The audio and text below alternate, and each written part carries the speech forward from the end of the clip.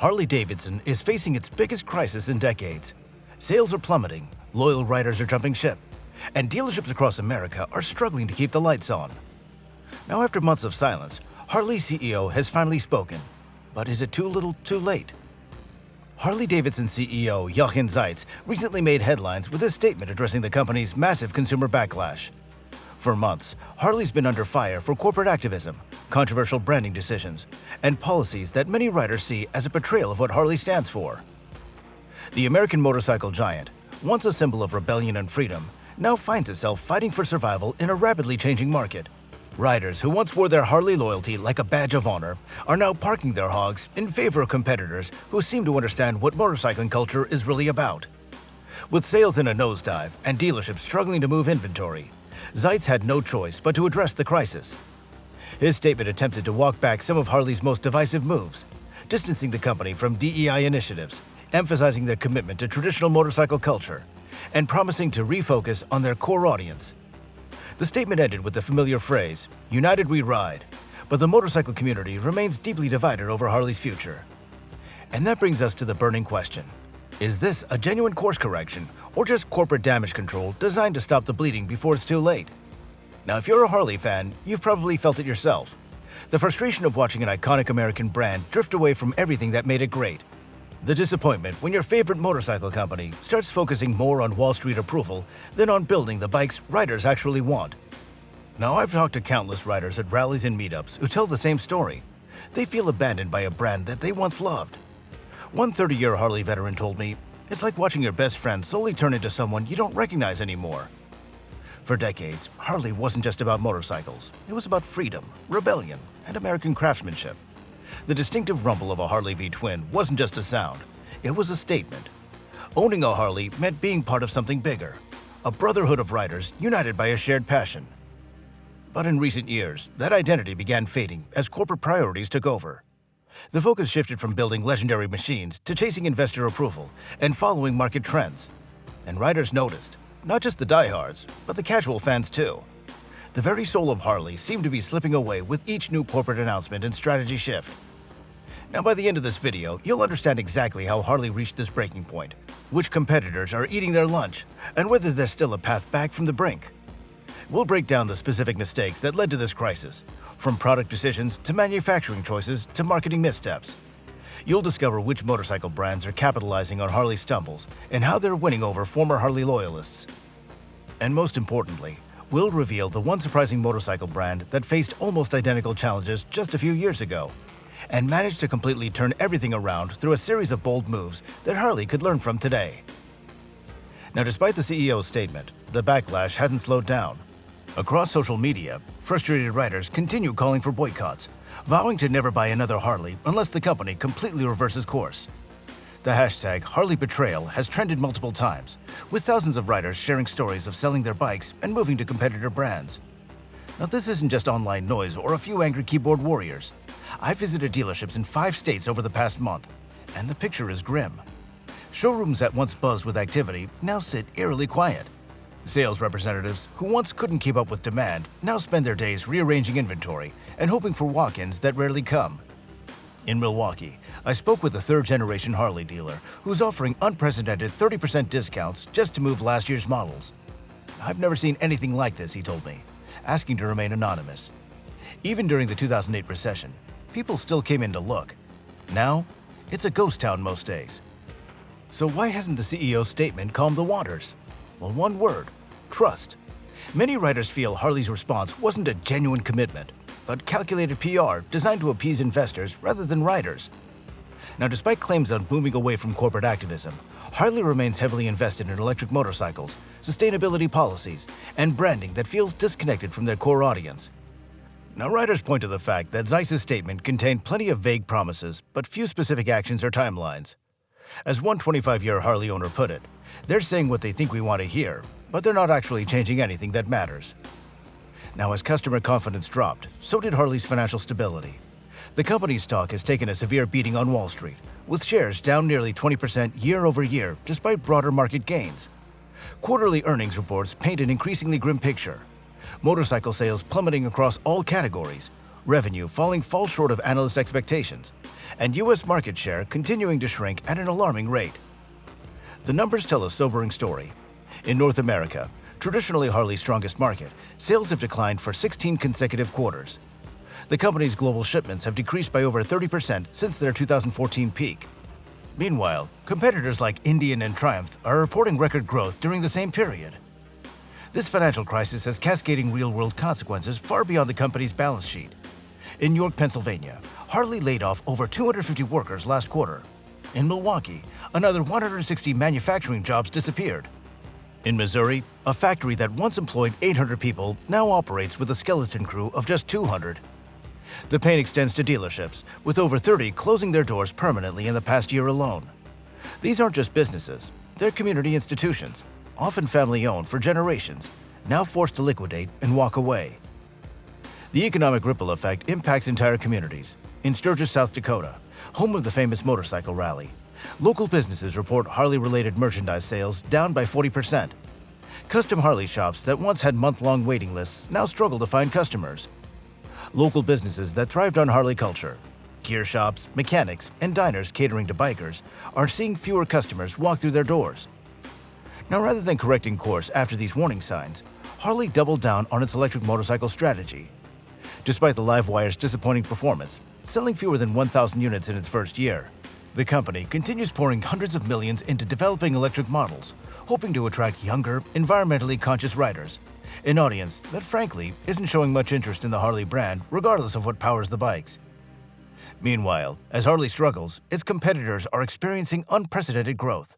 Indian Motorcycle, once Harley's historic rival before going bankrupt in 1953, has engineered a remarkable comeback that's sending shockwaves through the industry.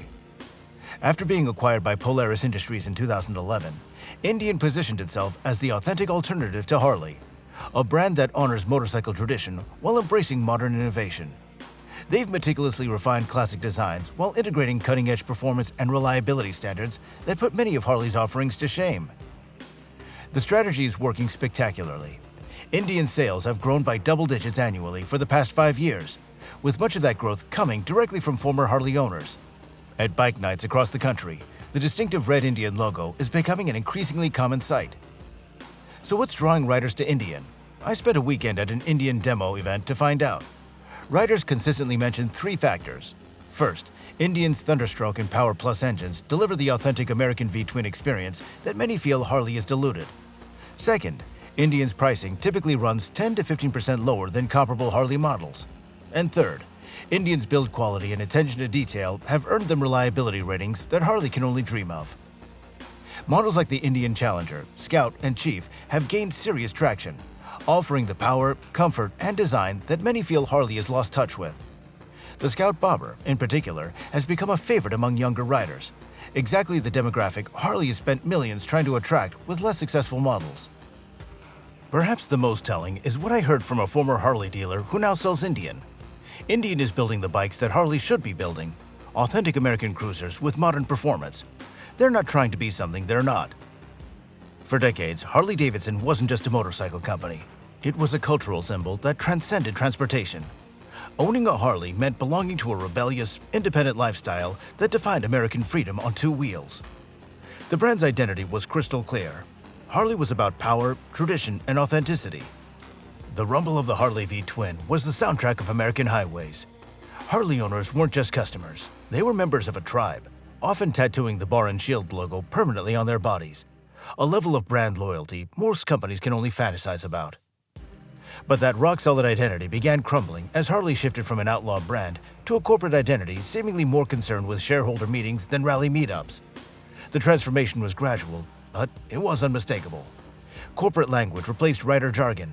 Environmental, social, and governance policies took priority over making great bikes with the soul and character riders expected.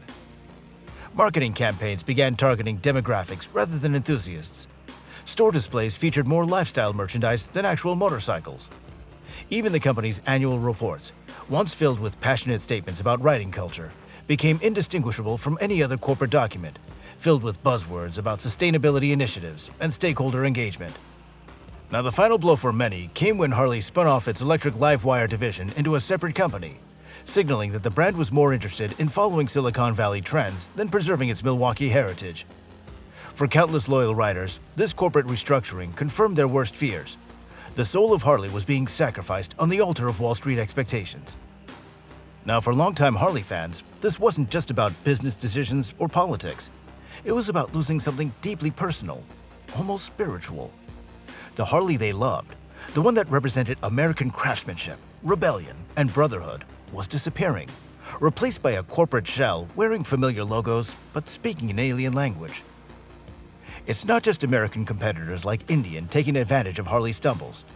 European brands like Triumph, Royal Enfield, and BMW have quietly executed a brilliant flanking strategy, gaining significant ground in what was once undisputed Harley territory.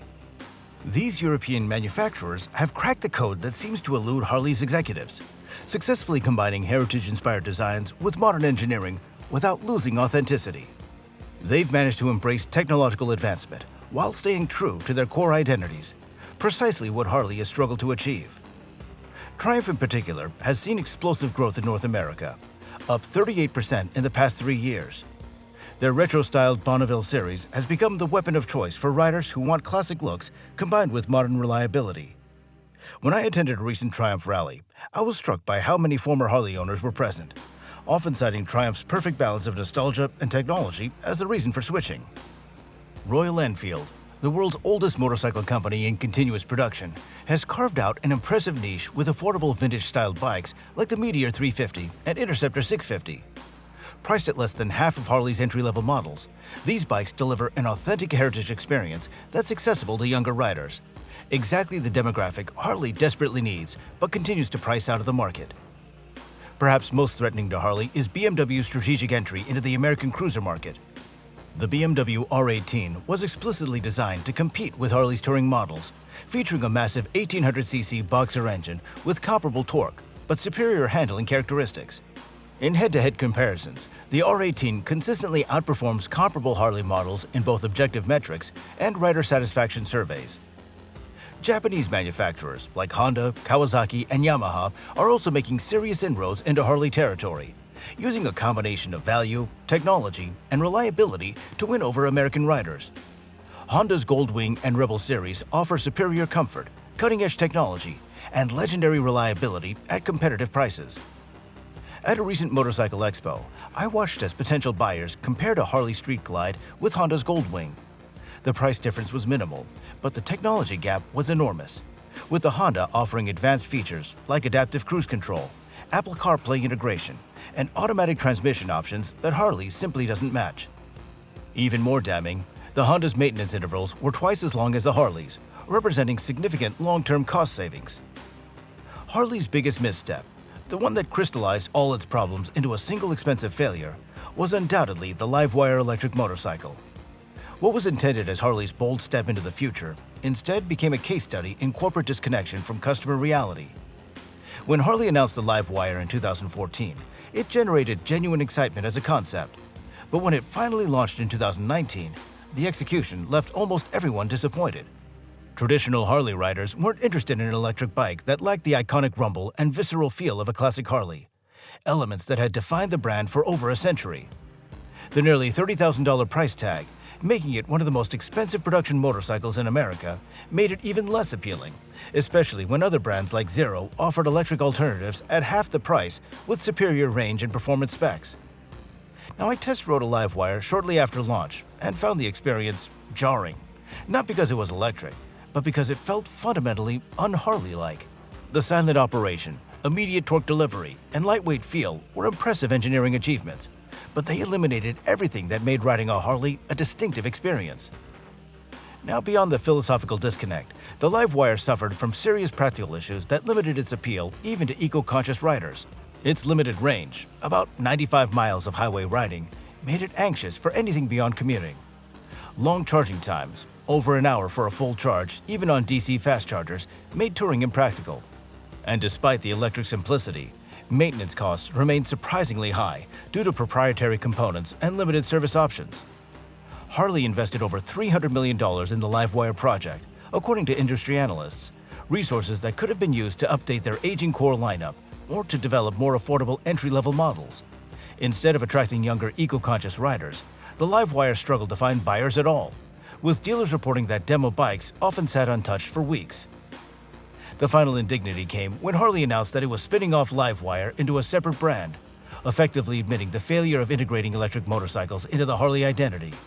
For many loyal customers, this felt like the ultimate betrayal. Harley had spent vast resources building a motorcycle fundamentally at odds with its own heritage, then abandoned it when sales failed to materialize. Beyond branding missteps and product failures, Harley's struggle reflects a deeper, more systemic issue: the decline of American manufacturing and Harley's controversial role in accelerating that trend. While Harley still proudly assembles many bikes in the United States, a fact prominently featured in their marketing, the reality is more complicated and increasingly problematic for a brand built on American identity.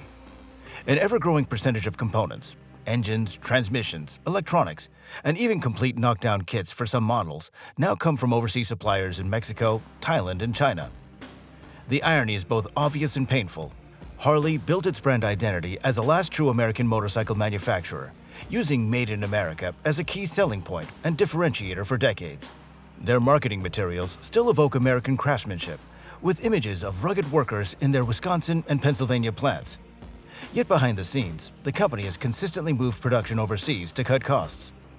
This outsourcing has not only damaged Harley's authentic American image, but caused real economic devastation in the communities that built the company. When Harley closed its Kansas City plant in 2019, over 800 American workers lost their jobs, while the company simultaneously expanded production in Thailand. In York, Pennsylvania, once a proud Harley manufacturing hub, production has dwindled from over 2,000 employees to fewer than 800 today. Small towns that once depended on Harley plants now face uncertain futures as those good-paying manufacturing jobs disappear. I visited Sprigasbury Township near the York facility and spoke with former employees now working retail jobs at half their previous salaries. One 30-year Harley veteran told me, "The company sold us on American pride while selling our jobs overseas. That's not just bad business, it's hypocrisy." The manufacturing decline extends beyond Harley itself. Dealerships across the country, once thriving local businesses that supported dozens of employees, are downsizing or closing entirely as sales decline, and fewer younger riders show interest in Harley's increasingly expensive lineup. While Harley Davidson has stumbled, other motorcycle manufacturers have successfully navigated the same challenging market conditions, proving that the problems aren't industry-wide, but specific to Harley's approach. Indian Motorcycles offers perhaps the most direct comparison. After its 2011 revival under Polaris, Indian could have positioned itself as a modern alternative to Harley. Instead, they embraced both heritage and innovation simultaneously, creating a product lineup that honors tradition while incorporating modern technology where it actually improves the riding experience. Now, this strategy paid off brilliantly. While Harley sales have declined year over year, Indian has experienced double-digit growth, with dealerships reporting waiting lists for popular models like the Indian Challenger and the FTR 1200. Royal Enfield provides another instructive example. The world's oldest motorcycle company in continuous production doubled down on its vintage aesthetic, but completely modernized its manufacturing and engineering. The result? Bikes that look authentically retro, but start every time, don't leak oil, and require reasonable maintenance intervals. Their sub-$6,000 models have become gateway drugs for a new generation of riders who find Harley's entry price prohibitive. Triumph's resurgence offers additional lessons. After near bankruptcy in the early 2000s, Triumph rebuilt around a clear brand identity that honored its heritage while embracing modernity. They developed a reputation for impeccable quality control and dealer support, areas where Harley has faltered. The result is a loyal customer base that grows steadily each year. Even American startup brands like Janus Motorcycles have found success by focusing on craftsmanship and community, traditional Harley values, while keeping their ambitions realistic and prices accessible to younger riders. Japanese brands like Honda and Kawasaki continue to thrive through relentless focus on quality, affordability, and reliability. Unlike Harley, which has priced many models out of reach for younger riders, with bikes starting at $15,000 plus, these companies offer excellent motorcycles starting under $8,000, creating accessible entry points into motorcycling culture. The lesson here is crystal clear. Motorcycle brands that respect their heritage while thoughtfully adapting to modern market demands tend to thrive. The successful brands understand that innovation must enhance, not replace, the core motorcycling experience. Harley, meanwhile, has struggled to find this crucial balance, swinging wildly between clinging to tradition and chasing trends with little middle ground. Can Harley Davidson pull out of this tailspin and reclaim its legendary status? Well, the path exists, but it requires dramatic changes that go far beyond PR statements and minor product tweaks. First and foremost, Harley must acknowledge the legitimate concerns of riders and take concrete action, not just make empty promises. This means recommitting to American manufacturing in meaningful ways, possibly even bringing some outsourced production back to the US. It means refocusing on the classic cruiser experience that built the brand, ensuring that every motorcycle with the Harley badge delivers that distinctive look, sound, and feel that riders expect. Pricing represents another critical challenge. The average new Harley now costs nearly $20,000, placing it out of reach for younger riders and even many lifelong enthusiasts. If Harley wants to attract new blood while retaining loyal customers, it must develop more affordable entry-level options without compromising quality. Indian, Honda, and Royal Enfield have all demonstrated that offering well-built, reasonably priced motorcycles can expand market reach while building brand loyalty. Innovation must be handled carefully. While electric motorcycles may eventually become mainstream, Harley can't afford to alienate its core audience in blind pursuit of trends. Instead of focusing solely on electrification, Harley should refine its existing lineup, improve performance and reliability, and ensure that new models feel like a natural evolution rather than a forced departure from the brand's DNA. Marketing and branding need a complete overhaul as well. Harley must return to its roots, selling the experience of freedom and rebellious spirit that made it iconic. If the company continues to prioritize corporate messaging over authentic biker culture, it risks further alienation from both existing and potential customers. The challenges are substantial, but Harley's brand equity remains strong despite recent missteps. Now, with the right leadership and a genuine recommitment to core values, America's most famous motorcycle company still has the potential to revive itself. But the window for action is closing rapidly. For a roadmap to recovery, Harley could look to Ducati, a premium motorcycle brand that faced remarkably similar challenges just over a decade ago and managed a stunning turnaround. Known as the Ferrari of motorcycles, Ducati has long produced high-performance bikes with distinctive Italian styling and cutting-edge engineering. But despite its legendary status, Ducati once teetered on the brink of collapse due to many of the same issues now plaguing Harley. In the early 2000s, Ducati struggled with brand identity and customer loyalty. While their motorcycles remained popular among hardcore enthusiasts, the company couldn't maintain long-term customer retention. Unlike Harley, which had built a lifestyle around its products, Ducati lacked that same emotional connection with its riders.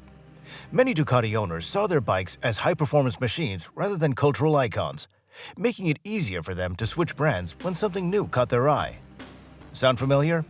Like Harley today, Ducati also faced serious quality control and reliability issues. Throughout the late 1990s and early 2000s, Ducati motorcycles developed a reputation for being high maintenance, expensive to repair, and prone to problems. A reputation that made it difficult for the brand to grow beyond hardcore enthusiasts willing to tolerate these issues. Ducati's turnaround began when the company realized that fundamental rebranding was necessary. Instead of focusing solely on performance metrics, Ducati began emphasizing its heritage and craftsmanship. Much like Harley Davidson traditionally did, Ducati leaned into its history, promoting the legacy of its Desmodromic engines and classic Italian design language. Another key strategy was expanding its lineup in an authentic way. Ducati introduced models like the Scrambler, which targeted a younger, lifestyle-oriented audience without abandoning core brand values. The Scrambler was a huge success, drawing in new riders while staying true to Ducati's DNA, a lesson in modernizing without alienating loyal customers. Most importantly, Ducati dramatically improved reliability and dealer support, directly addressing its biggest weaknesses. Customers who once avoided the brand due to maintenance concerns became willing to give Ducati another chance. Today, Ducati is thriving under Audi Volkswagen ownership, having nearly tripled its sales since 2010, while maintaining premium pricing and brand prestige. The company successfully navigated the transition to modern emission standards and electronics without losing its soul, precisely the challenge Harley now faces. Harley Davidson could learn much from Ducati's revival. Restore trust by addressing quality issues, focus on core strengths while carefully expanding the lineup, and embrace heritage in a way that feels both genuine and modern. Now, if Ducati could transform from an unreliable enthusiast brand to a thriving premium motorcycle manufacturer with broad appeal, Harley might still have a future. Harley Davidson stands at a historic crossroads. The company can either correct its mistakes and reclaim its legendary status, or continue down a path that may lead to its eventual downfall. The motorcycle industry is evolving rapidly, and only brands that successfully adapt while honoring their heritage will survive. The next few years will determine whether the iconic bar and shield logo remains a symbol of American freedom or becomes a relic of motorcycling history. Now, if Harley truly listens to its riders, recommits to authentic American manufacturing, and focuses on building motorcycles that capture the spirit that made the brand legendary, a comeback remains possible. But what do you think? Can Harley turn things around, or is it too late? Drop your thoughts in the comment section below. Hit that like button if you enjoyed this deep dive, and subscribe for more motorcycle industry analysis.